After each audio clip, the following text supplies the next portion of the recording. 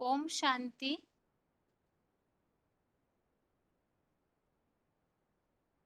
भगवत गीता श्लोक क्लास में आज 8 प्रश्नों के उत्तर का टॉपिक हम समझ रहे हैं और इस प्रश्न के उत्तर में हम इस बात को समझ रहे हैं कि भगवान सर्वव्यापी नहीं है तो एक व्यापी कहाँ है। उत्तर में हमने काफी सारे प्रमाण समझे हैं जिसमें भगवान सर्वव्यापी नहीं है, ये बात तो स्पष्ट हो जाती है। और भगवान यदि सर्वव्यापी नहीं है तो फिर भगवान का वो एक व्यापी स्वरूप कौन है, कहाँ है, किस तरह से है और उन्हें कैसे पहचानना चाहिए, इस टॉपिक को हम समझ रहे हैं। भगवान का एक व्यापी स्वरूप कौन है, इसे तो हमने भक्ति मार्गीय प्रमाणों के साथ साथ भगवत गीता में जो भी उल्लेख आए हुए हैं उस अनुसार समझा है कि भगवान का एक व्यापी स्वरूप शंकर महादेव ही है, जो कि 33 करोड़ देवताओं में सबसे श्रेष्ठ महादेव माने जाते हैं। और वही एक व्यापी स्वरूप इसलिए है क्योंकि परम पिता शिव, जो कि निराकार भगवान है, सभी आत्माओं के पिता है, तो उनके समान एक शंकर महादेव ही है जो कलयुग अंत में साधारण मनुष्य होते हुए भी परम पिता के ज्ञान को पहचान कर, परम पिता के इस सृष्टि पर आए हुए अवतरण को पहचान कर वो ज्ञान योग को सबसे प्रथम अपने जीवन में धारण कर लेते हैं और परम पिता शिव समान ज्ञान योग का अखूट भंडार बनते हैं। परम पिता शिव के समान संपूर्ण निराकारी, निर्विकारी, निरअहंकारी बनते हैं। परम पिता शिव के समान अभोक्ता, अजन्मा, अकर्ता इन गुणों को धारण करते हैं। परम पिता जैसे आत्माओं के पिता है, इसी तरह से शंकर महादेव मनुष्य सृष्टि के पिता इसी आधार से बनते हैं। जब सृष्टि का अंत होता है तो सारी सृष्टि उनमें समा जाती है और नई सृष्टि के सृजन के लिए जो अंत करता है, कालों का काल महाकाल बनते हैं जिनका अंत कोई देख नहीं सकता है, तो शंकर महादेव अजन्मा इस गुण को धारण करके अमरनाथ बन जाते हैं। तो सारी सृष्टि अंत में उनमें समा जाती है, जिसके लिए भगवत गीता में आए हुए उल्लेख को हमने समझा था कि कल्प के अंत में कल्पक्षय पुनस्ताने कल्पादो विसृजाम्यहम्, नए कल्प की शुरुआत में उन्हीं से सृष्टि का निकलना शुरू होता है, जिसके लिए भगवत गीता में अध्याय 9 का चौथे श्लोक में ये उल्लेख है, जगत व्यक्त मूर्ति ना। अव्यक्त मूर्ति ये शंकर महादेव की निराकारी स्टेज का यादगार है, जिसे भक्ति मार्ग में शिवलिंग के रूप में पूजा जाता है। और वही अव्यक्त मूर्ति अर्थात शिवलिंग जिनके द्वारा इस सृष्टि का नए सिरे से पुनः स्थापना, नए कल्प की शुरुआत होती है। और वही शंकर महादेव ऐसी निराकारी स्टेज, शिव समान स्टेज को सबसे प्रथम बना लेते हैं। अभोक्ता इस गुण के द्वारा हमने समझा कि कोई भी प्रकार के भोग को न भोगना, न पाप को न पुण्य को। और इसके प्रमाण स्वरूप हमने समझा था कि शंकर महादेव काम जीते जगत जीत बन के पाप से परे हो जाते हैं और सुख भी भोगते नहीं, तो इसीलिए महादेव को वैराग्य की स्टेज में कैलाश पर्वत पर दिखाया जाता है। स्वर्ग के सुख भोगते हुए अन्य देवताओं की तरह कभी भी नहीं दिखाते हैं। शंकर महादेव ही अकर्ता बनते हैं, इसका प्रमाण भी हमने समझा था कि सारे संसार में ज्ञान सागर मंथन होते समय जो ग्लानि का विष निकलता है, उस विष का उनके ऊपर कोई असर नहीं होता है। और सामान्य जो भी मनुष्य है या देवात्माएं हैं वो तो भाग खड़े होते हैं लेकिन उनके उस स्थिति पर, महादेव की स्थिति पर कोई भी फर्क नहीं पड़ता है। तो इसीलिए वो अकर्ता है, क्योंकि इस कर्म के रिजल्ट से परे हो जाते हैं, जिससे ही भगवत गीता में निष्काम कर्म कहा है, अर्थात कर्म फल फल को न भोगना, कर्म फल की आसक्ति न रखना। और इसी का दूसरा प्रमाण हमने समझा था, इस सृष्टि का अंत में सारी सृष्टि का विनाश करने पर भी विनाशकारी देवता महादेव ही गाए जाते हैं और पूजे भी जाते हैं, लेकिन उन पर सारी सृष्टि का विनाश का पाप नहीं लगता है, क्योंकि भगवत गीता में आए हुए उल्लेख के अनुसार वो आत्मिक स्टेज में उस विनाश के निमित्त बनते हैं। तो इन सारे प्रमाणों से ये बात तो स्पष्ट होती है कि शंकर महादेवी है जो परमपिता शिव के इस सृष्टि के संचालन, सृष्टि परिवर्तन, युग परिवर्तन के कार्य में सबसे प्रथम मददगार बनते हैं, शिव समान स्टेज को धारण करके। तो इसीलिए ही वही एक व्यापी स्वरूप है। और सबसे मूल प्रमाण जो हमने समझा, जो भक्ति मार्ग में माना जाता है, एक शंकर महादेवी है जिनके नाम परमपिता शिव के नाम के साथ जोड़ा हुआ है। तो यही सबसे पहला प्रमाण है, शिव समान बने महादेव ही परमपिता शिव अर्थात भगवान का एक व्यापी स्वरूप, जो संसार में भगवान को सगुण साकार रूप में प्रत्यक्ष करने के लिए निमित्त बनते हैं। इसके अलावा हमने इस बात को समझा था कि आखिर परमपिता शिव को इस सृष्टि पर साकार में आना क्यों जरूरी है। परमपिता शिव भगवान के लिए कहा जाता है कि वो सर्वशक्तिवान है, तो फिर उन्हें साकार में आकर सृष्टि परिवर्तन के लिए किसी का आधार क्यों लेना पड़ता है। तो इस बात के प्रमाण के लिए हमने समझा था, भगवान को तो आवश्यकता न भी हो, लेकिन मनुष्य आत्माएं जो जन्म मरण के चक्र में आते आते कलयुगांत में इतने साकारी बन जाते हैं, इतने देहभानी बन जाते हैं कि ये संभव नहीं है कि वो परमपिता शिव निराकार को अपने बुद्धि की तीक्ष्णता से पहचान सके और वैसी स्थिति को बना सके। इसीलिए ही परमपिता को मनुष्य आत्माओं के उद्धार के लिए साकार तन का आधार लेना पड़ता है। और वो आधार कैसे लेते हैं, इसके लिए भी हमने समझा था। वो आधार लेते हैं प्रवेश तुम, अर्थात प्रवेश करके कार्य करते हैं। परमपिता शिव का जो जन्म है वो भगवत गीता में और भक्ति मार्ग में दिव्य जन्म भगवान का गाया है। दिव्य जन्म अर्थात भक्तों ने न समझने के कारण अलग अलग अर्थ लगाए। वास्तव में भगवत गीता में कहा है प्रवेश तुम, प्रवेश करके कार्य करते हैं। तो मनुष्य आत्माएं में भी तो गर्भ में प्रवेश करती है, लेकिन भगवान के जन्म में दिव्य जन्म इसलिए कहा है क्योंकि भगवत गीता का चौथे अध्याय का 6वां श्लोक, इसमें उल्लेख आया है प्रकृतिम स्वाम अधिष्ठाय, अर्थात भगवान जो है अपनी प्रकृति का आधार लेते हैं और अपनी आत्म शक्ति से प्रकट होते हैं। तो इसीलिए ही वो कर्म के बंधन में नहीं फंसते, ना ही जिस तन में आते हैं उसके बंधन में फंसते, ना ही आसक्त होते हैं। इसीलिए ही वो दिव्य जन्म, अलौकिक जन्म अर्थात प्रत्यक्षता रूपी जन्म कहा हुआ है। तो इस तरह से भगवान का ये एक व्यापी स्वरूप शंकर महादेव ही है। और इसके अलावा हमने इस बात को भी समझा था किस तरह से शंकर महादेव परमपिता शिव के समान बनते हैं। तो वही चैतन्य ज्ञान का सागर भी है।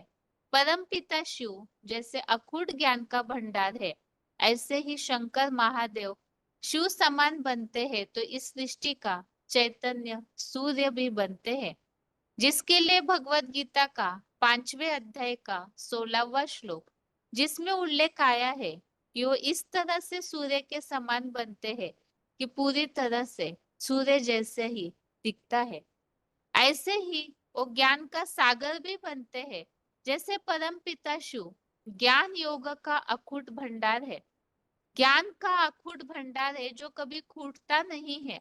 तो इसी तरह से शंकर महादेव इस सृष्टि का चैतन्य सागर बनते हैं, जिसके लिए कहा जाता है कि इतना ज्ञान उनमें भरा हुआ है कि सारे जंगल की कलम बनाई, सागर की स्याही बनाई, तो भी वो फूटता नहीं है।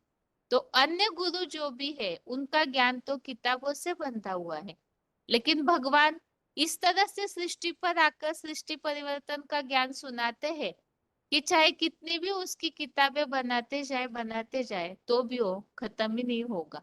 तो इसीलिए बताया हुआ है कि वो चैतन्य ज्ञान का सागर भी बनते हैं। तो ये शंकर महादेव की महिमा हमने इस तरह से समझी अभी तक के क्लासेस में। आज की क्लास में और आगे नया टॉपिक समझते हैं। शंकर महादेव के लिए ही भगवत गीता में उल्लेख आया हुआ है, जो हमने समझा 13वें अध्याय के पहले श्लोक में। अध्याय 13 के पहले श्लोक में आया है कि यही क्षेत्र है और उसका ज्ञाता क्षेत्रज्ञ ऐसे कहा जाता है। तो भगवत गीता के अनुसार परमपिता शिव जिस तन का आधार लेते हैं, वही अर्जुन, वही आदम, वही एडम और वही भगवत गीता के अनुसार क्षेत्र है, जो सारी सृष्टि का पिता है। सारी सृष्टि जब महाभारत युद्ध के समय कलयुग अंत में सन्नद्ध होती है, तो उस समय वो एक क्षेत्र है, अर्थात परम पिता का साकार रथ शंकर महादेव और उसका ज्ञान रखने वाला क्षेत्रज्ञ। तो इसीलिए ही उस साकार तन जिसके द्वारा, क्योंकि भक्ति मार्ग में यह माना जाता है कि शंकर महादेव केवल चित्रों में ही बने हुए हैं। कोई काल्पनिक ऐसा व्यक्तित्व होगा, कोई ऐसी मूर्ति बनी हुई है, लेकिन चित्र जो है वो चरित्र के यादगार होते हैं। जितने भी चित्र बने हुए हैं तो जरूर कभी ना कभी कोई चरित्र किया हुआ होगा। तो महादेव की ये जो महिमा है, जो कहा गया है भगवत गीता में भी, और संसार में जो सार्वभौम सत्ता दिखने में आती है, देश विदेश में, भारत में भी हर जगह मंदिर बने हुए हैं, खुदाइयों में भी ऐसी निराकारी स्टेज वाली जो विग्रह मूर्तियां मिली हुई है, इससे तो स्पष्ट है कि वो सारे संसार की सार्वभौम सत्ता है और सर्वमान्य है। इसलिए सर्वधर्म वालों में भी मनुष्य सृष्टि के पिता आदम, आदिदेव, आदिनाथ के रूप में शंकर महादेव की ही मान्यता है। तो वो कोई काल्पनिक व्यक्तित्व नहीं, प्रैक्टिकल में जरूर कभी उन्होंने ऐसा चरित्र किया होगा। तो कैसे किया है, उन्हें पहचानना क्यों जरूरी है? और भगवत गीता के अनुसार तो भगवान को पहचानना ही एक बड़ी परीक्षा बताया हुआ है, क्योंकि भगवान को जो पहचानते हैं वो वास्तविक रूप से भाग्यवान कहे जाते हैं। इसीलिए ही वो प्रैक्टिकल में परमपिता शिव जब युग परिवर्तन के लिए, सृष्टि परिवर्तन के लिए इस सृष्टि पर आ चुके हैं, तो किस तन के द्वारा, कहाँ, कैसे, किस रूप में पाठ बजा रहे हैं और वो प्रैक्टिकल शंकर वाला व्यक्तित्व कौन है, उन्हें पहचानना क्यों जरूरी है, इन्हीं सब बातों को आज के क्लास में समझते हैं। तो आज के क्लास का टॉपिक है साकार की, अर्थात भगवान के उस सगुण साकार रूप की पहचान कहाँ तक जरूरी है।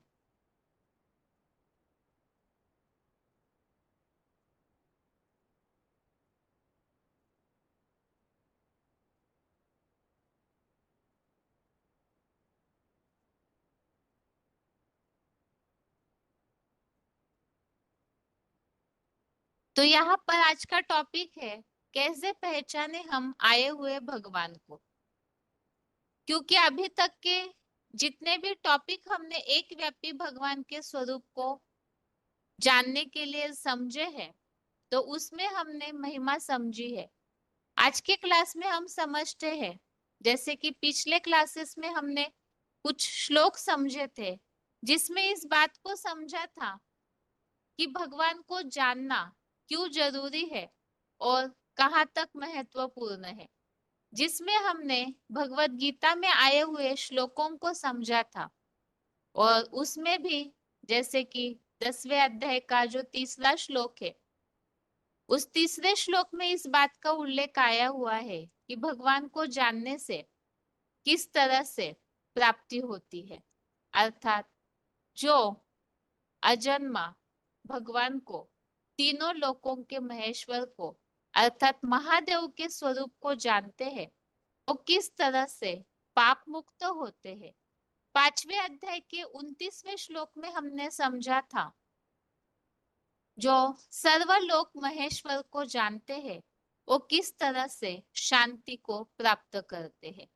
जो 10वें अध्याय का 3रा श्लोक हमने समझा था, यो माम अजम अनादिम च वेत्ति लोक महेश्वरम असमूढ़ समर्थेषु सर्व पापे प्रमुच्यते।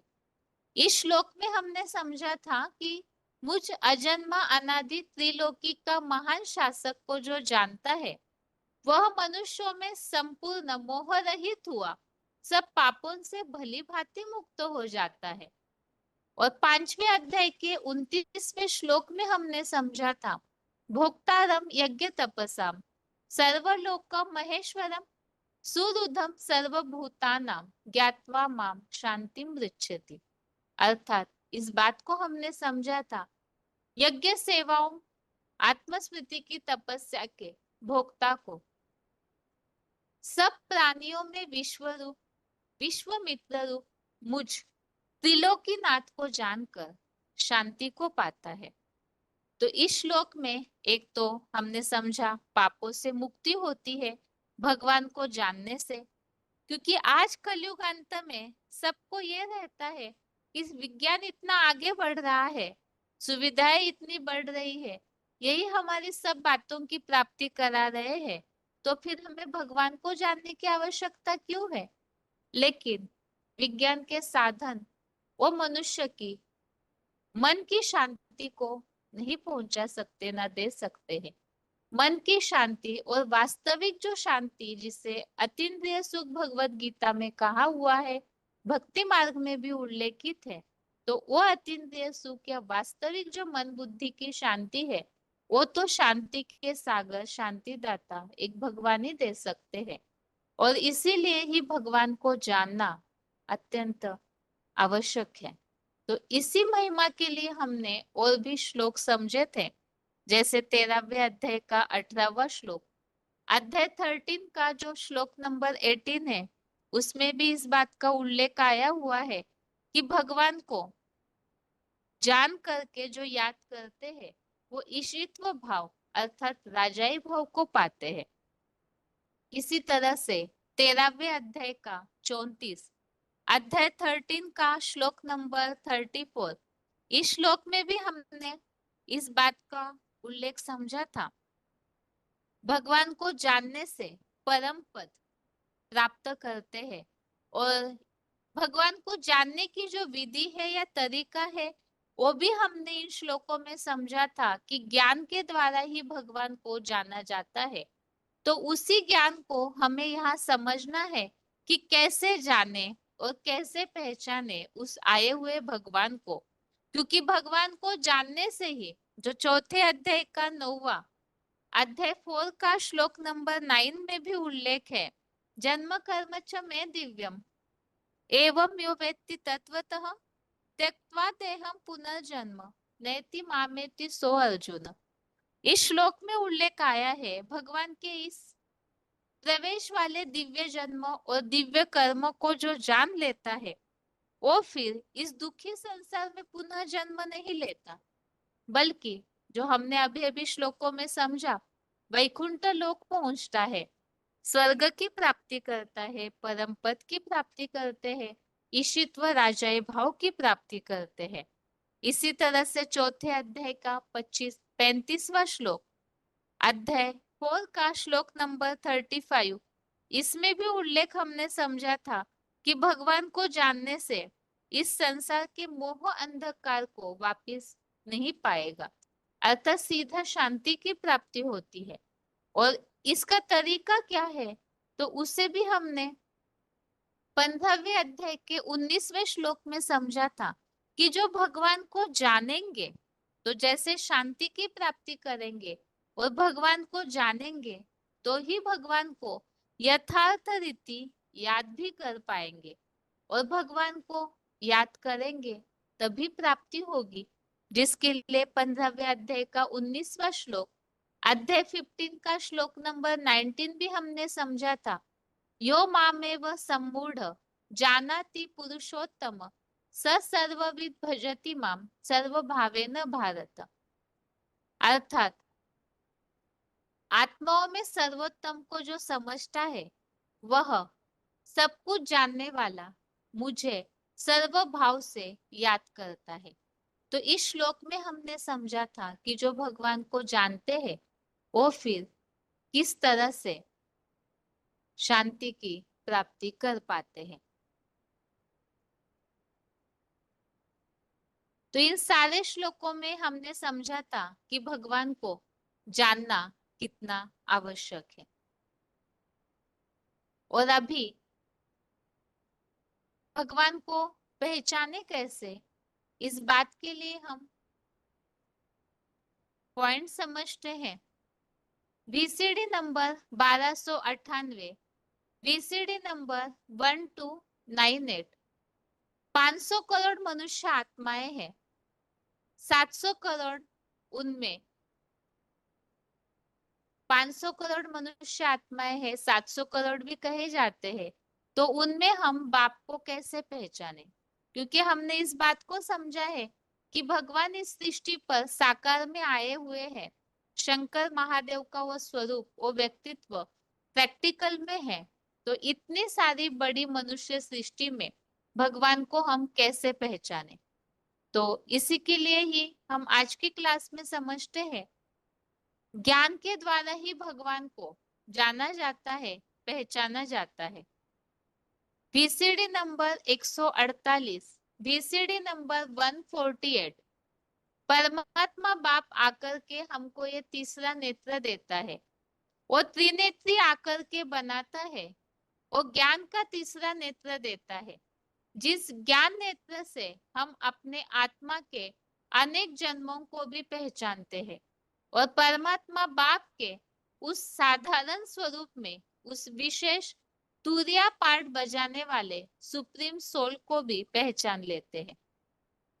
तो भगवान को पहचाने कैसे, तो भगवान ही आकर के हमें ज्ञान का तीसरा नेत्र देते हैं, त्रिनेत्री बनाते हैं, और ज्ञान के द्वारा ही हम भगवान को जो विशेष रूप में पाठ बजा रहे हैं उन्हें पहचान सकते हैं।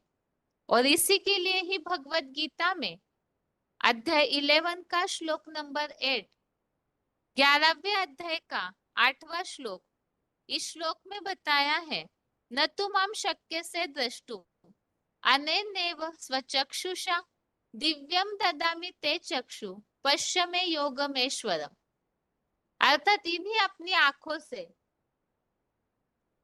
मुझको नहीं देख सकेगा, तुझको दिव्य नेत्र देता हूँ, मेरे ऐश्वर्यवान योगिक रूप को देख सकेगा। तो इस श्लोक में स्पष्ट किया है, ये जो चर्म चक्षु है, कलयुगांत का ये जो शरीर मिला हुआ है सभी आत्माओं को, तो ये तो पतित है, विकारी है। तो इन आंखों से भगवान का वो स्वरूप हम नहीं देख पाएंगे। तो उसके लिए ही ज्ञान चाहिए, ज्ञान का तीसरा नेत्र, बुद्धि की तीक्ष्णता, दिव्य बुद्धि चाहिए, और वो दाता भी एक भगवान ही है।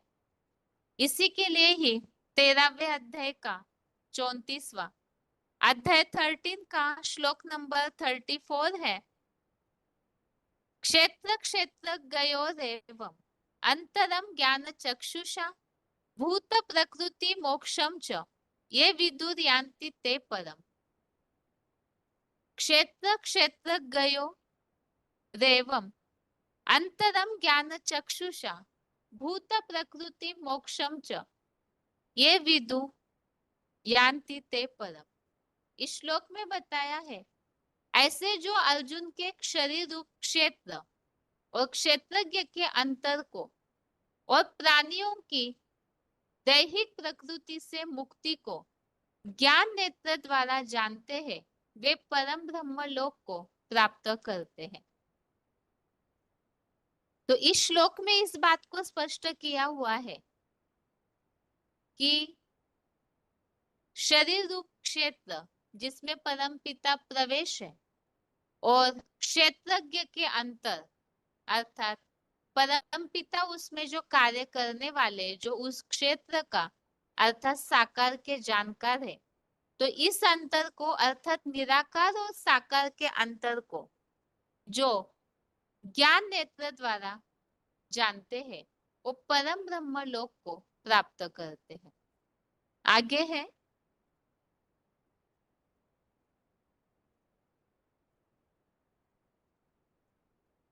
यहाँ पर कुछ पॉइंट्स लिए हुए हैं, भगवान को हम पहचाने कैसे।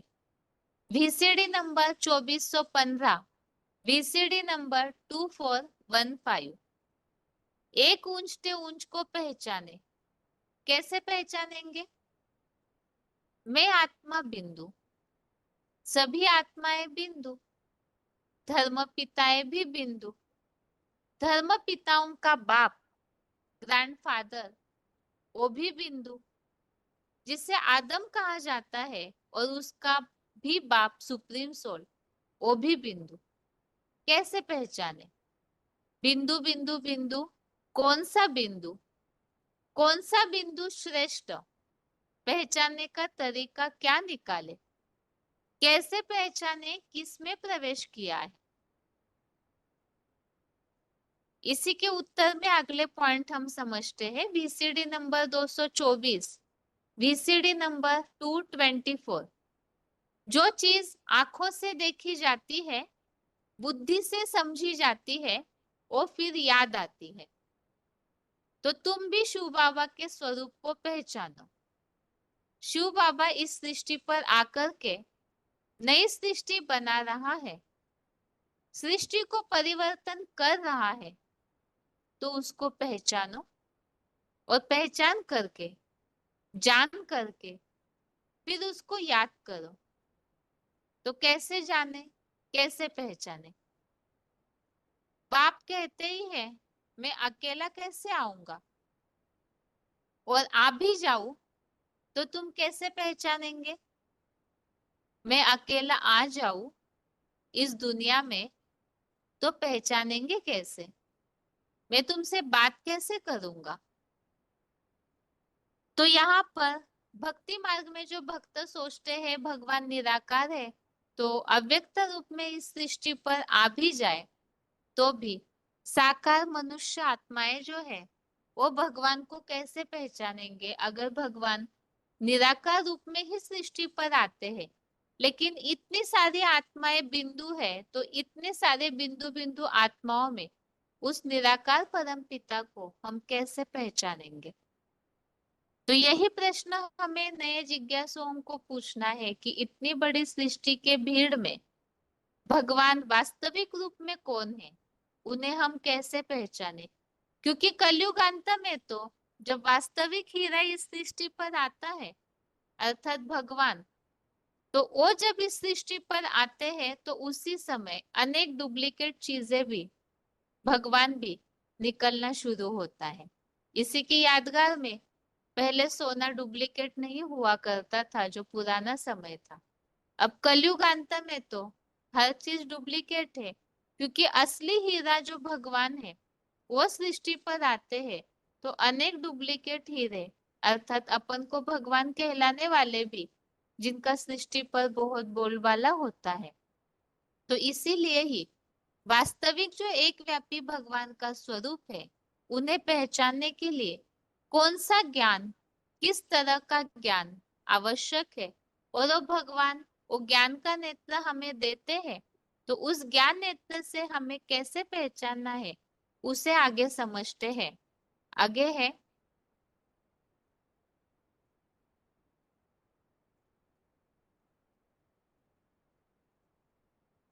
तो ज्ञान के द्वारा ही हमें भगवान को समझना है, जानना है। ये ज्ञान जो है यही भगवान की कृपा है। मनुष्य समझते हैं कि भगवान हमारे ऊपर कृपा करेंगे, आशीर्वाद देंगे, हमें कुछ ना कुछ प्राप्ति कराएंगे। वास्तव में भगवान भौतिकता से परे है।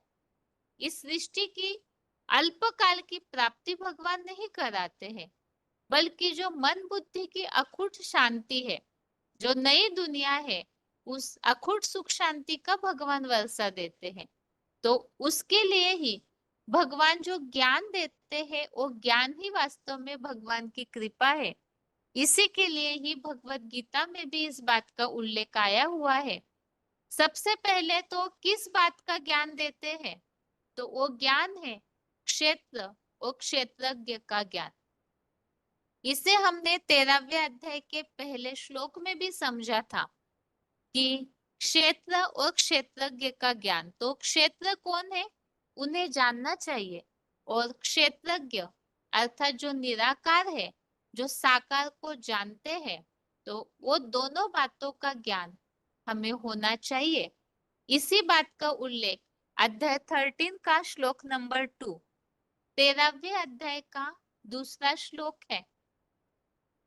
क्षेत्रज्ञम चापि मां विद्धि सर्व क्षेत्रेषु भारत क्षेत्र क्षेत्रज्ञयोर ज्ञानम यत्तत् ज्ञानम मतम मम। श्लोक फिर से। क्षेत्रज्ञम चापि मां विद्धि सर्व क्षेत्रेषु भारत क्षेत्र क्षेत्रज्ञयोर ज्ञानम यत्तत् ज्ञानम मतम मम। अर्थात सारे शरीर रूप में क्षेत्रों का ज्ञानी भी इस पुरुषोत्तम संगम युग में मुझ शिव बाबा को जान। अर्थात सारे प्राणी जो शरीर को धारण किए हुए हैं उन सब का ज्ञानी शिव बाबा ही है। इस देह अर्थात जिसमें परमपिता प्रवेश करते हैं वह देह के ज्ञाता शिव ज्योति का जो ज्ञान है वही इस दुनिया में रथी और सारथी का सच्चा ज्ञान है, ऐसा मेरा मत है। तो यहाँ बताया देह और देह के ज्ञाता का जो ज्ञान है अर्थात जो क्षेत्र है और उस क्षेत्र का ज्ञाता परमपिता शिव, इन दोनों का जो ज्ञान है वही वास्तविक सच्चा ज्ञान है। तो इसीलिए ही वो ज्ञान हमें लेना चाहिए, जानना चाहिए। क्यों? क्योंकि भगवान को न जानने के कारण ही अनेक जन्मों तक मनुष्य आत्माएं भटकते रही, और भटकने के कारण ही कलयुगांत के जन्म में जब पहुंचते हैं तो दुखी अशांत रहते हैं। तो ये जो बुद्धि का भटकाव है, ये जो धक्का खाना है भक्ति मार्ग का, इसी के कारण मनुष्य आत्माएं कमजोर हो चुकी है। इसी के लिए ही भगवान आकर के ज्ञान का सोजरा करते हैं। अज्ञान अंधकार में मनुष्य भगवान को ढूंढने के लिए भटके, उस ज्ञान सूर्य को ढूंढते ढूंढते भटकते रहे, तो भगवान ही है जो आकर के रोशनी देते हैं। ज्ञान को ही रोशनी कहा जाता है जो अज्ञान का अंधकार दूर करता है। इसी के लिए ही पॉइंट लिया है यहाँ VCD नंबर 1091, VCD नंबर 1091। बाप आकर के ज्ञान का सोजरा करते हैं। भक्ति मार्ग में भगवान को पाने के लिए बहुत धक्के खाते हैं। मंदिर में जावेंगे, ठिकाने में जावेंगे, मस्जिदों में जावेंगे, गिरजाघर में जावेंगे, एक एक गुरु के पास जाते रहते हैं। अगला पॉइंट है VCD नंबर 341, VCD नंबर 341। भक्ति की जाती है भगवान को पाने के लिए।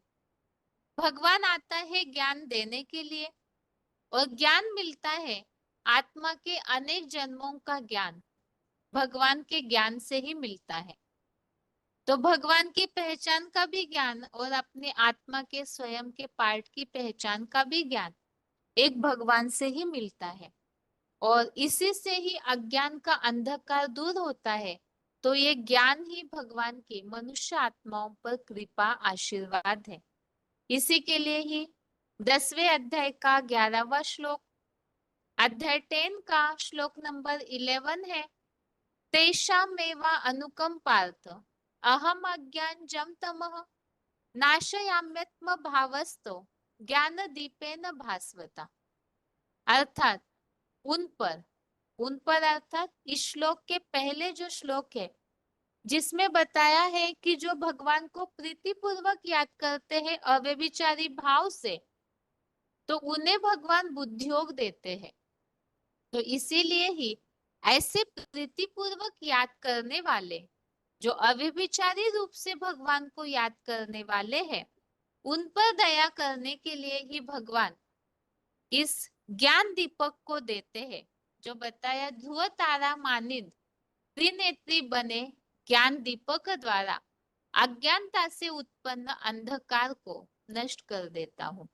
तो इसीलिए ही ये ज्ञान दीपक वो कोई मिट्टी का दीपक नहीं जो मंदिरों में जलाया जाता है, बल्कि भगवान ज्ञान जो है वो प्रैक्टिकल होता है और किसी हस्ती के द्वारा, कोई प्रैक्टिकल व्यक्तित्व के द्वारा दिया जाता है। तो उस व्यक्तित्व को ही, अर्थात तो त्रिनेत्री ज्ञान का तीसरा नेत्र सबसे प्रथम जिन्हें मिला है महादेव, वही सारी सृष्टि को तीसरा नेत्र देने के, ज्ञान देने के भी निमित्त बनते हैं। तो ये भगवान का ज्ञान ही भगवान की वास्तव में कृपा है। आगे है,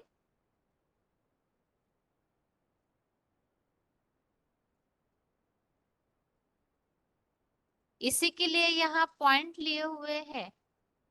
VCD number 2340, VCD number 2340। Shiv बाप हेवनली गॉडफादर ने ही बोला है कि मैं तुम्हारी आत्मा और शरीर रूपी नैया दोनों को पार लगाने वाला एक ही खिवैया हूँ। काहे से नवैया पार लगाता है? नवैया कहो, मुकर्रर रथ कहो। गीता में जिसे इदम शरीरम कौन्तेय क्षेत्रमित्यभिधीयते, जो धर्म क्षेत्र और कर्म क्षेत्र का बीज है, और इस क्षेत्र का ज्ञान, उस मुकर्रर शरीर रूपी रथ का ज्ञान जिसको है, वो क्षेत्रज्ञ कहा जाता है। ज्ञ माना जानने वाला, ज्ञ माने जिसको ज्ञान हो, उस शरीर रूपी रथ का ज्ञान हो। तो वो ज्ञान अर्थात जिस तन में भगवान कार्य करते हैं, उस क्षेत्र को जानना। परम पिता शिव तो उसे जानते ही है, साथ में हमें भी उस मुकर्रर तनधारी जिसके द्वारा परम पिता इस सृष्टि का अज्ञान अंधकार दूर करते हैं, तो उन्हें जानना जरूरी है कि वो ज्ञान दीपक कौन है। जानेंगे ज्ञान के द्वारा, तभी ही हम भी ज्ञान से भरपूर हो पाएंगे। अगला पॉइंट है VCD नंबर 2847, 2847। पत्थर बुद्धि थे और अभी देखो, तो तभी तो ये गीत गाते हैं ना, क्या, हे भगवान आकर के हमारा ज्ञान दीपक जगाओ, क्योंकि हम अंधेरे में हैं। आज हम अंधेरे में है सब इंसान, ज्ञान का दीपक जगा दे भगवान। दीपक जगा दे कि ज्ञान का सूरज जगा दे। बाकी सब बच्चे तो दीपक है, बाकी सूरज क्या है? एक है सूरज। दीपक कहो, उनको क्या कहो? सितारे कहो, चंद्रमा कहो, कोई को नक्षत्र कहो। बाकी सूरज तो इस सृष्टि रूपी रंगमंच पर जन्म बाय जन्म पार्ट बजाने वाला एक ही है। तो वो ज्ञान का सूरज है, भगवान चमका दे, तो गाते हैं ना। तो ये ज्ञान का सूरज है जो सारे आत्मा रूपी दीपकों को जगाते हैं। इसी के लिए अगला point VCD number 730, VCD number 730 गीत भी गाते हैं ना, हे भगवान ज्ञान का दीपक आकर के जगाओ, क्योंकि आज हम इंसान अंधेरे में है, आकर के जलाओ। आया हुआ तो है, आया हुआ है, लेकिन हमारी बुद्धि से बार बार तिरक जाता है। तो ये सभी गीत भी इस समय ही निकलते हैं जबकि बाप आए हुए हैं। सतयुग में ना ऐसे गीत बनावेंगे और न गावेंगे। वहां तो सबकी ज्योति जग जाती है। तुमको ज्ञान का तीसरा नेत्र बाप आकर देते हैं। ज्ञान का सागर तो एक ही बाप है, अनेक तो हो नहीं सकते।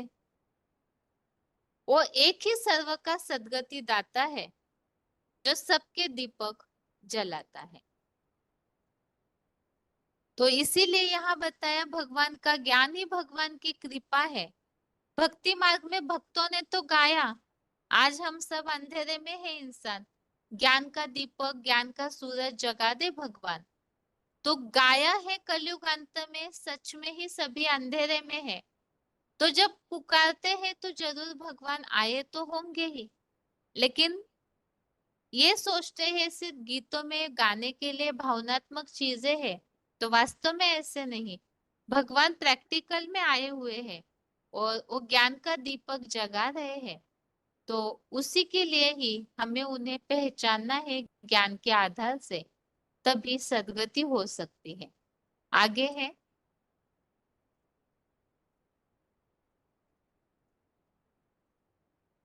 यहाँ पर पॉइंट इस प्रकार लिया हुआ है कि भक्ति में भटकना होता है। अर्थात जैसे अंधेरे में सभी भटकते हैं, तो भक्ति में है अंधेरा जिसमें सभी मनुष्य मात्र भटकते रहते हैं। वीसीडी नंबर है 4018, वीसीडी नंबर 4018, 13 मिनट 13 मिनट्स के बाद से लिया हुआ पॉइंट।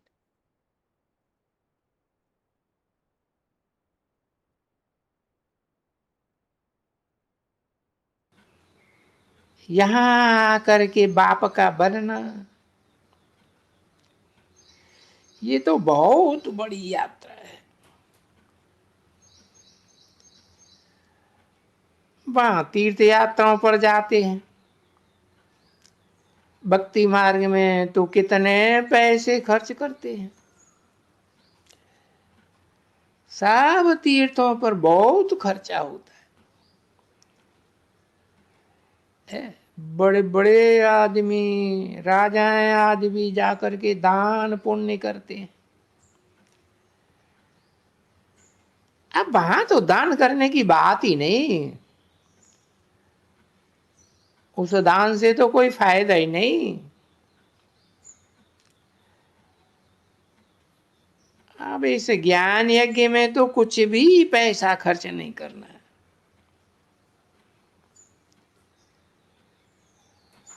वो है जिस्मानी यज्ञ, जिस्मानी यात्राएं। तुम्हारी है रूहानी यात्रा। जिस्मानी यात्रा से फायदा कुछ भी नहीं।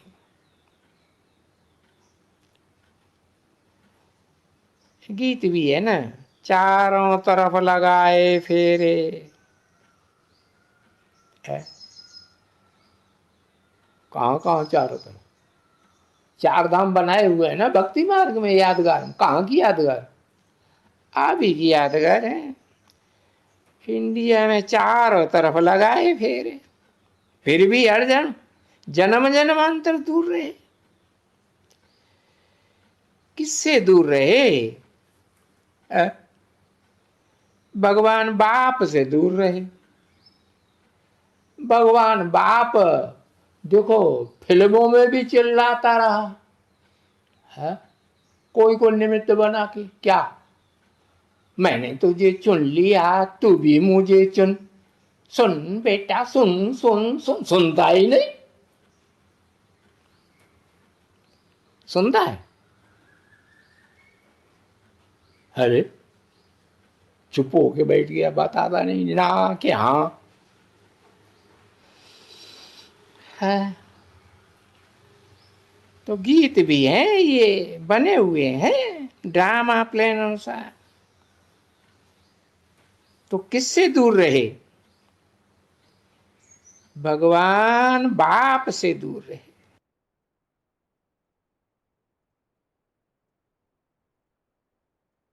आगे है,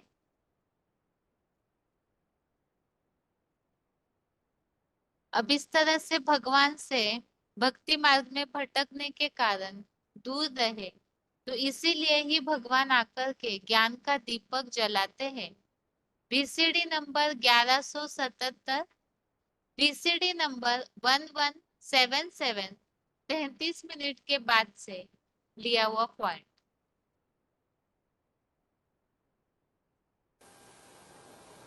यहाँ पर तो जो अंदर में आत्मा है उसके लिए बताया जाता है कि आत्मा डिम हो गई, उसकी ज्योति बाप आकर के जगाते हैं।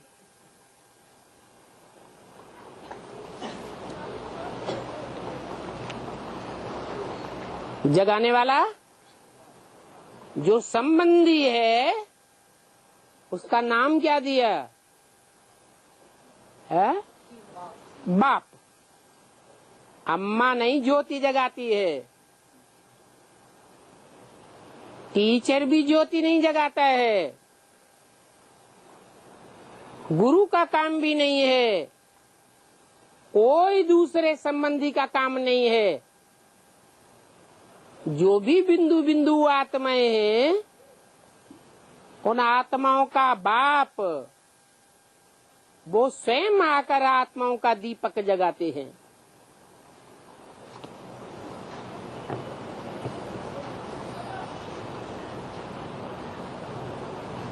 उनका रूप क्या है? एक ही रूप है या अनेक रूप हैं? एक ही रूप है, जिसकी यादगार दीपावली में पहले एक ही दीपक जगाया जाता है। बच्चों को आकर के नॉलेज देते हैं, पढ़ाते हैं। स्कूल में टीचर्स पढ़ाते हैं ना, तो जो पढ़ाई पढ़ाते हैं स्कूलों में वो है हद की नॉलेज और ये है बेहद की नॉलेज। हद की नॉलेज हद का टीचर पढ़ाते हैं और बेहद का बाप बेहद का टीचर बन करके बेहद की नॉलेज पढ़ाते हैं।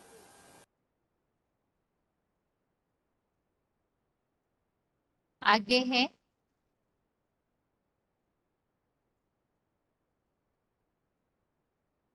तो इस तरह से भगवान आकर के ज्ञान देते हैं और वास्तव में भगवान को पहचानना यही बड़ी परीक्षा है, क्योंकि ज्ञान के द्वारा ही भगवान को पहचान सकते हैं, तो वो कैसे पहचाने, यही बड़ी एक परीक्षा है। इसी के लिए ही भगवत गीता में भी कुछ उल्लेख आए हुए हैं। सबसे पहले पॉइंट देखते हैं, VCD नंबर 2229, VCD नंबर 2229। परमात्मा जो हम आत्माओं की तरह निराकार है, वो इस सृष्टि पर आकर के कोई मनुष्य तन में प्रवेश करता है। वो कहेंगे कैसे पता चले कौन से मनुष्य तन में प्रवेश करता है? तो उनको बताओ, देखो दुनिया का सबसे ऊंच से ऊंच ग्रंथ कौन सा है? सभी धर्म वाले मानते हैं कि ज्ञान की बातों के आधार पर अगर दुनिया में किसी ग्रंथ को उठाएंगे तो गीता ही दुनिया में सबसे ऊंचा ग्रंथ है। और उस ग्रंथ में लिखा है, मैं साधारण मनुष्य तन में आता हूँ। तो भगवान को पहचानने के लिए ये बड़ी परीक्षा है, क्योंकि भगवान साधारण मनुष्य तन में आते हैं। जो गीता का अध्याय 9 का 11वां श्लोक, 9वें अध्याय का अध्याय 9 का श्लोक नंबर 11 है, अवजानन्ति मां मूढ़ा मानुषीम तनुम आश्रितम परम भावम अजानन्तो मम भूत महेश्वरम।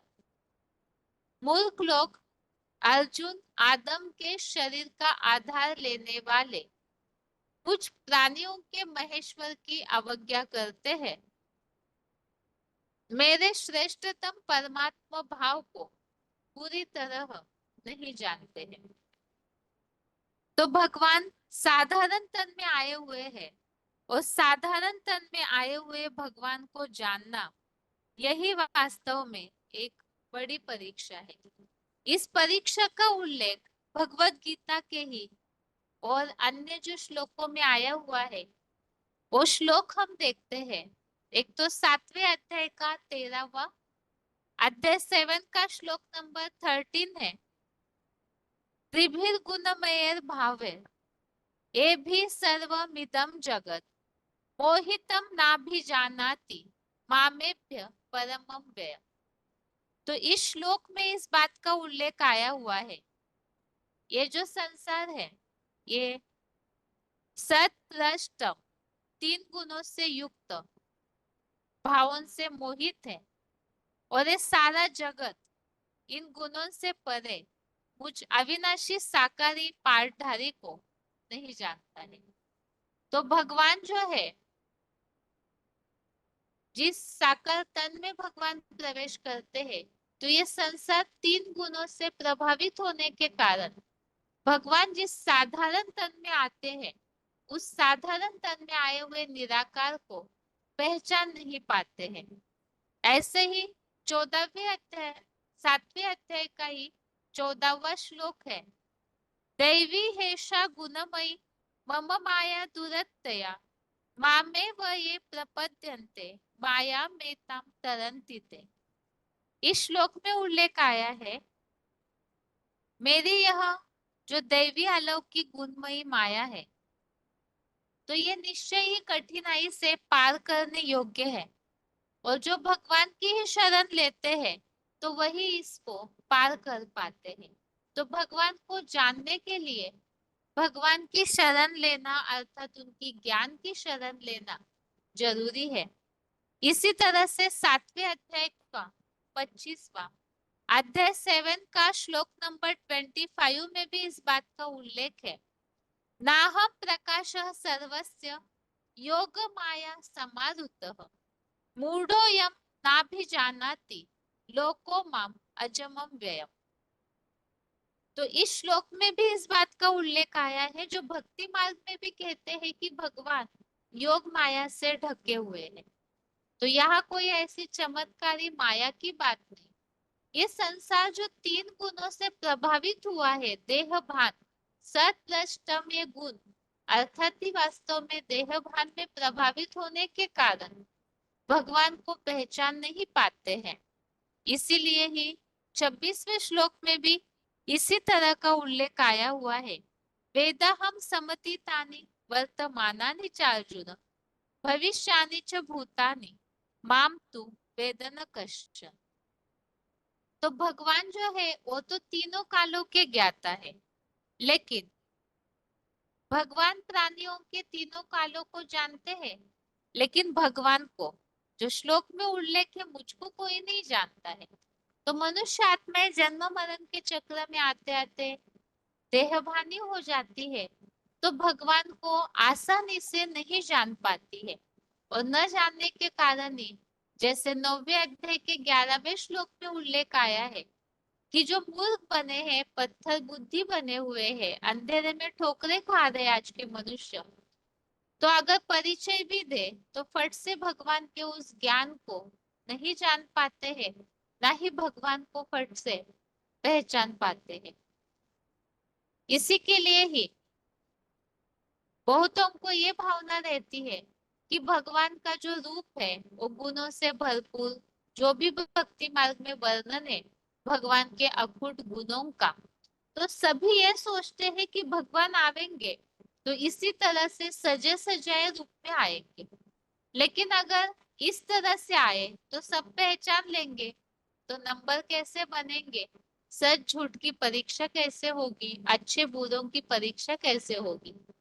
तो इसीलिए ही भगवान ऐसा कोई विशेष रूप धारण करके नहीं आते, बल्कि भगवान साधारण रूप में आते हैं। इसी के लिए यह पॉइंट लिया है बीसीडी नंबर 1517, बीसीडी नंबर 1517।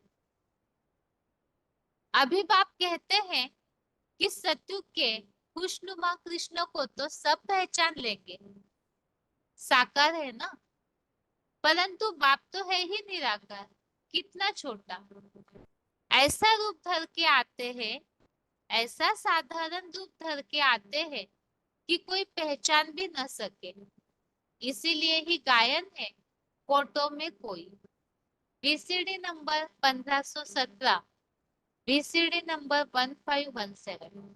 तो भगवान कृष्ण की तरह सजे सजाए रूप में, चमत्कारी रूप में नहीं आते, बल्कि साधारण रूप में आते हैं। और उस साधारण रूप को कोटों में भी कोई और कोई में भी कोई ही पहचान पाते हैं। तो सबसे बड़ी सफलता, सबसे बड़ा पास होना, सबसे बड़ा ज्ञान, सबसे बड़ी परीक्षा तो अभी इस समय है कि बाप का पार्ट कौन सा है उसे जानना।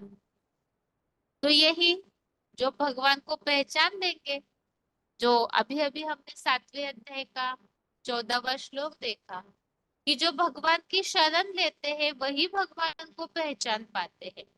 तो भगवान का ज्ञान, भगवान को पहचानना कि भगवान का पार्ट कौन सा है, यही सबसे बड़ी परीक्षा है। उसमें पास होते हैं तो बड़ी सफलता है।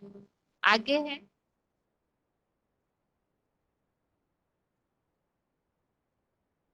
और इस परीक्षा में भी कोटों में कोई ही पास होते हैं, जिसके लिए भगवत गीता में ही बताया हुआ है। 7वें अध्याय का 3रा श्लोक, अध्याय 7 का श्लोक नंबर 3 है, मनुष्याणां सहस्रेषु कच्चित् यतति सिद्धये यततामपि सिद्धानां कश्चित् मां वेत्ति तत्वतः। अर्थात हजारों मनुष्य आत्माओं में कोई एक सिद्धि के लिए यत्न करता है। यत्न करता सिद्धों में भी मुझको कोई यथार्थ रीति जानता है। यथार्थ रीति जानता अर्थात साकार रूप में आए हुए निराकार शिव ज्योति को जानना ही यथार्थ रीति जानना है। तो परीक्षा बताइए भगवान को पहचानना, क्योंकि मूर्ख लोग साधारण तन में आए हुए भगवान को नहीं पहचान पाते हैं, तो अवज्ञा करते हैं, जिसके लिए हमने समझा योग माया से ढका हुआ मैं अर्थात भगवान सबके लिए प्रकट नहीं है। तो भगवान को जो योग माया से ढका हुआ अर्थात मनुष्य आत्माएं ही वास्तव में 3 गुणों से प्रसारित होकर देह भान का जो आवरण छिलका सबकी बुद्धि रूपी आंखों पे चढ़ा हुआ है, जिस कारण भगवान के उस अनोखे दिव्य ज्ञान युक्त जो भगवत गीता के 11वें अध्याय में उल्लेख है, हजारों सूर्यों से भी तेजों में उस रूप को आसानी से नहीं जान पाते, तो उन्हें जानना ही बड़ी परीक्षा है। और उस परीक्षा में कोटों में कोई और कोई में भी कोई पास होते हैं, जिसका रामायण में भी उल्लेख आया है, नर सहस्रन कोटन कोर। अर्थात इतने सहस्र, सैकड़ों, हजारों, करोड़ों मनुष्यों में भी कोई ही बहुत विरले है जो भगवान को जानते हैं अर्थात उस परीक्षा में पास होते हैं। VCD number 1096, VCD number 1096। गायन है कोटों में कोई समझने का पुरुषार्थ करते हैं, और पुरुषार्थ करने वाले कोटों में कोई मुझे प्राप्त करते हैं। मैं जो हूँ, जैसा हूँ, जिस रूप में पाठ बजाता हूँ, बच्चों को क्या क्या सिखाता हूँ, वो तो तुम बच्चे ही जानते हो, और कोई इस सिखावनी को समझ ही नहीं सकते हैं। तो कोटों में कोई भगवान को जान पाते हैं। जानना अर्थात भगवान जो है, जैसे है, जिस रूप में साकार रूप में आकर के निराकारी स्टेज में पार्ट बजाते हैं, तो उन्हें कोई ही विरले जानते हैं। कितने थोड़े निकलते हैं। कोटों में कोई में भी कोई इस बात को भी यथार्थ रीति जानने वाले बहुत थोड़े हैं। किसको जानना है? बाप को जानना है। बच्चे कहेंगे, बाबा कब ऐसा भी होता है क्या? आश्चर्य करते हैं। ऐसा भी हो सकता है क्या? अपने बाप को तो सभी जानते हैं ना, जानवर भी तो अपने बाप को जानते हैं, तो बाप को क्यों भूल जाते हैं? भूल गए हो ना? तो इस नाटक का नाम ही है भूल भुलैया का खेल। तो इस भूल भुलैया के खेल में, अर्थात ये सृष्टि ही भूल भुलैया का खेल है, जिसमें इस सृष्टि पर मनुष्य आत्माएं जन्म मरण के चक्र में आते आते अपने देह, देह के संबंधी, देह के पदार्थ रूपी ये तीन गुणों की जो माया है उसमें इस तरह उलझ जाते हैं कि उस ऐश्वर्यवान योगिक स्वरूप जो है भगवान का, उसे पहचान नहीं पाते। तो पहचानने वाले कोई है जो इस परीक्षा में पास होके भगवान के उस साधारण तन में आए हुए असाधारण कर्तव्य करने वाले दिव्य जन्मा परम पिता को पहचान पाते हैं। आगे है,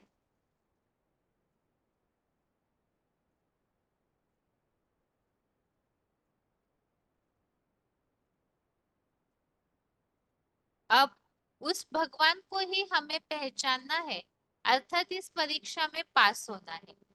तो अभी जो हमने समझा भगवान जो है, जैसे है, जिस रूप में पाठ बजा रहे हैं, तो उन्हें कैसे पहचाने? क्योंकि भगवान को जानने से ही भाग्यवान बनते हैं। तो कैसे भाग्यवान बने, अपने भाग्य को हम कैसे बनाएं? इसी के लिए यहाँ तरीका बताया जा रहा है कि भगवान को कैसे कैसे हमें जानना चाहिए। भक्ति मार्ग वाले गीत गाते हैं, गुप्त वेश में सत्युग रचने आया शिव भगवान, अब तो जाग जाग रहे इंसान। VCD number 1063, VCD number 1063। अगला पॉइंट है, भगवान को जानने का तरीका अभी बताया जा रहा है, क्योंकि भगवान को जानने, ढूंढ, पहचानने के लिए, भगवान तक पहुंचने के लिए भक्ति मार्ग की तरह चारों तरफ ठोकरे खाने की आवश्यकता नहीं। अभी अभी एक पॉइंट में हमने एक गीत सुना था, चारों तरफ लगाए फेरे फिर भी हम हरदम दूर रहे। तो भक्ति मार्ग में तो भटकते रहे फिर भी भगवान से दूर रहे। तो भगवान के पास पहुंचने के लिए भटकने की आवश्यकता नहीं, बल्कि भगवान तो आसानी से घर बैठे ही मिल जाते हैं, बस लगन प्यास सच्ची होनी चाहिए। तो तुम बच्चे बाप के पास आते हो, या बाप तुम बच्चों के पास आते हैं घर बैठे? क्या गायन है, घर बैठे भगवान मिला। तो तुम बच्चे जो बाप के पास आते हो, तुम्हारे सब अंधियारे दूर हो जाते हैं। अगला पॉइंट है, भक्ति मार्ग में सब करते हैं भागना करना, भागते रहते हैं, भागते कर रहते हैं, मिलता कुछ नहीं। और ज्ञान मार्ग में घर बैठे भगवान मिल जाता है, घर बैठे संदेश मिल जाता है, भगवान आया हुआ है। वार्तालाप नंबर 1225। तो जिनको भी हम इस बात को समझाते हैं, उन्हें इसी बात को समझाना है। वास्तव में अभी तो भगवान जिनको बनाए हैं, अपने बच्चे बनाए हैं, तो उनके द्वारा भगवान तो सबको पैगाम दे रहे हैं, सबको संदेश दे रहे हैं कि वो इस सृष्टि पर आए हुए, वो भी घर बैठे। भक्ति मार्ग के धक्के खाने की, ढेर सारा पैसा भगवान के लिए खर्च करने की भी आवश्यकता नहीं है। VCD number 3337, 3337। बिंदु बिंदु सभी आत्माएं हैं, प्राणी मात्र बिंदु। अब कौन से बिंदु को याद करें? पर्टिकुलर चीज चाहिए ना, तो बताया वो निराकार ज्योति बिंदु शिव।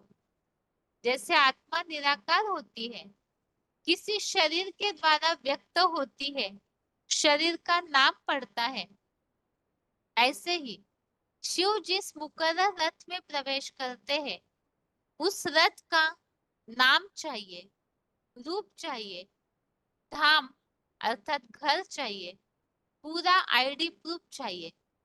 उसे पहचान करके याद करेंगे तो तुम्हारा ये जो जन्म जन्मांतर का पाप है, ये सब भस्म हो जाएगा। तो भगवान को जानना है, तो जिस मुकर्रर तत्व अर्थात एक व्यापी स्वरूप जो शंकर के रूप में जिन्हें ज्ञान के आधार से नाम मिलता है, तो वो शंकर महादेव जो अभी साधारण तन में है, तो उस तन को हमें पहचानना है। तो उनका नाम, रूप, धाम और पूरा उनका आईडी प्रूफ, किसी की भी पहचान चाहिए, किसी व्यक्ति के पास पहुंचना है, तो उनका नाम, रूप, आईडी अर्थात फोटो, घर, सब कुछ जानते हैं। तो भगवान तक पहुंचने के लिए वो जिस तन में आया हुआ है उनका भी पूरा डिटेल जानना चाहिए। आगे है,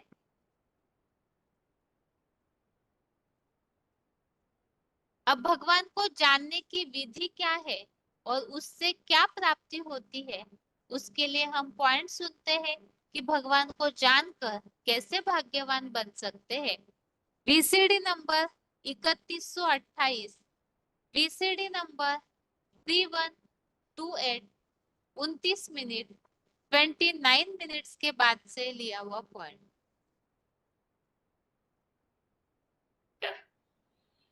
तो बाप आकर के बताते हैं कि ये 7 दिन का कोर्स तो बहुत जरूरी है। हाँ,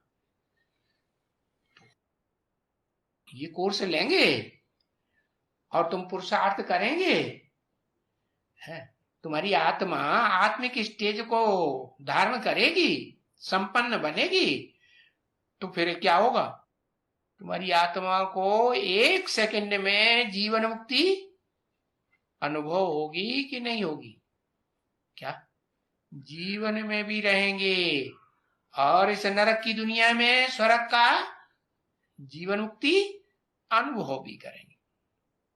समझा? कैसे अनुभव करेंगे? अरे बाप को जानेंगे तभी तो अनुभव करेंगे। अरे ब्रह्मा कुमार कुमारी कहेंगे जान तो लिया, 80 साल में अभी हमने जान ही नहीं पाया, हमारी आत्मा बिंदु, हमारा बाप भी बिंदु। अरे जान लिया तो फिर बताओ, है, पूरा आईडी बताओ, आईडी प्रूफ बताओ, है, नाम रूप गुण धाम कर्तव्य सब बताओ, है, उनकी बायोग्राफी बताएंगे, बाप की बायोग्राफी बताएंगे, बिंदी बाप की बायोग्राफी क्या बताएंगे? बताएंगे? नहीं बता सकते। तो उस बाप को जानने से है तुम सब कुछ जान जाओगे, है, क्योंकि बाप को ही जानने से तुमको जीवन मुक्ति मिलेगी। और कोई तरीके से मिलेगी क्या? नहीं।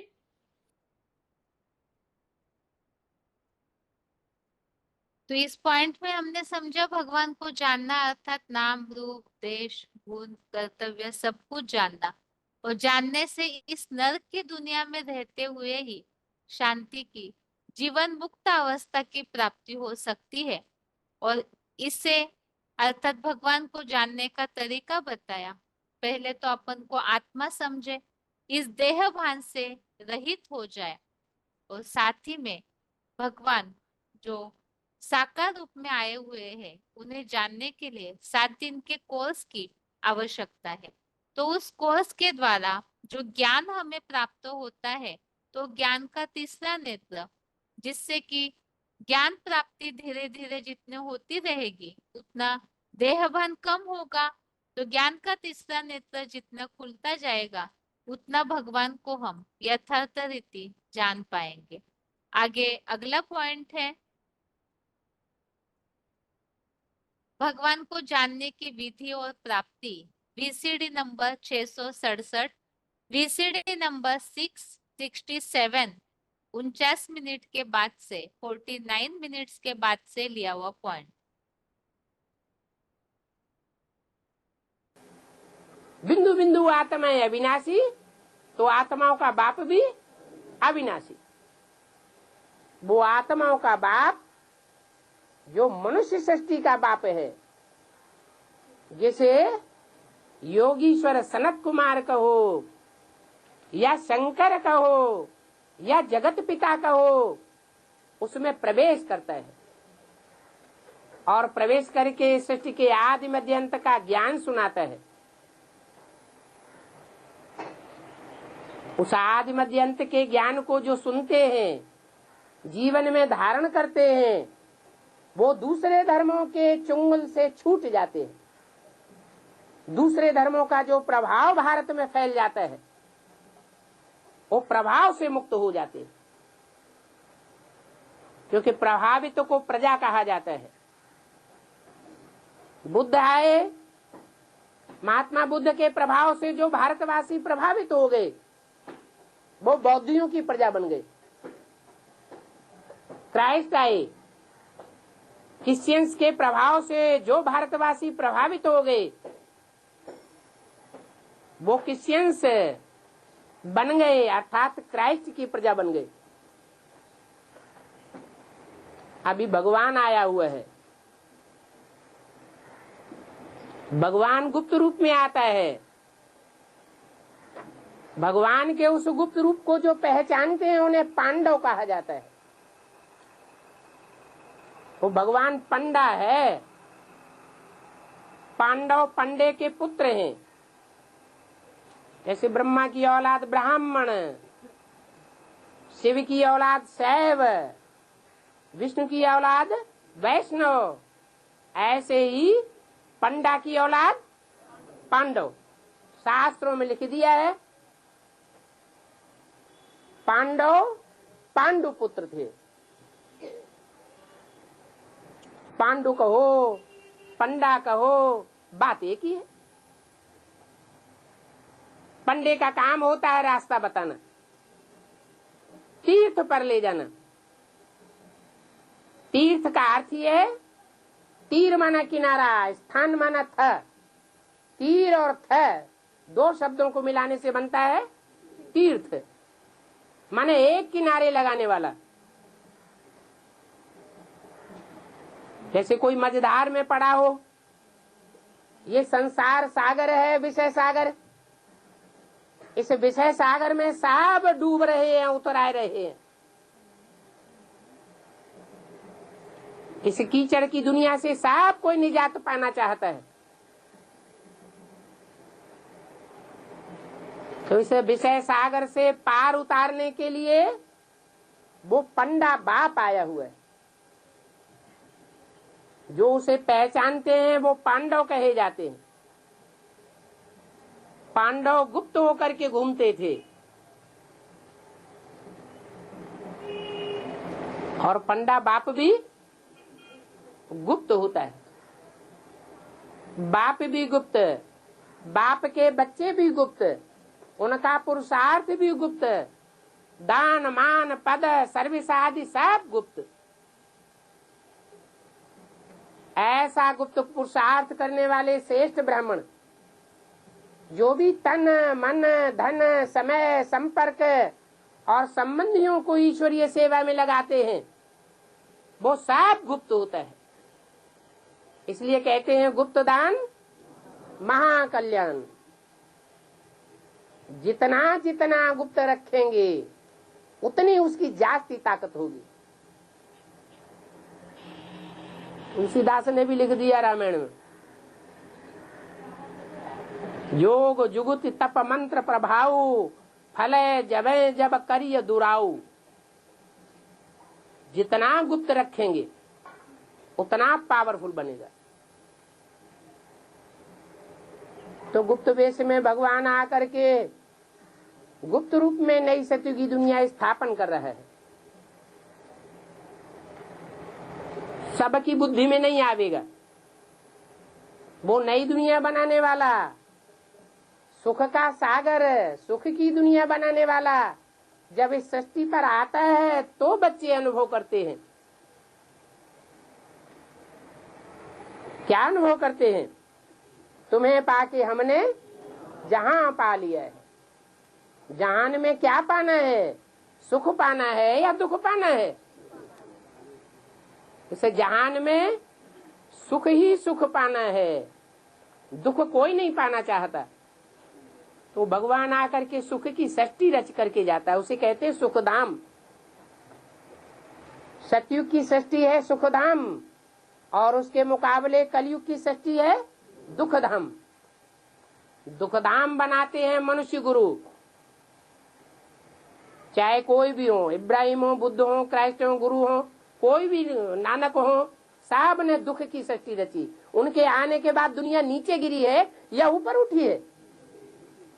हिस्ट्री क्या कहती है? दुनिया नीचे गिरती गई। इसने प्यार, सौहार्द, सहन शक्ति, सामना करने की शक्ति, सहयोग देने की शक्ति, ये सारी शक्तियां मनुष्यों की कम होती गई। देवताओं में ये सारी शक्तियां मौजूद थी। अभी भगवान फिर आया हुआ है। सारी शक्तियां बुद्धि योग की पावर से हमको फिर से दे रहा है। सिर्फ कहते हैं कि मुझे निरंजन निराकार अभोक्ता अकर्ता, निरंजन को याद करेंगे तो निरंजन बनेंगे, अभोक्ता को याद करेंगे तो अभोक्ता बनेंगे। एक बार ऐसी स्टेज पर पहुंच जाओ, फिर बल सतयुग त्रेता द्वापर कलयुग, चारों युगों में आत्मा नीचे उतरती रहे। जैसे पार्क बने होते हैं,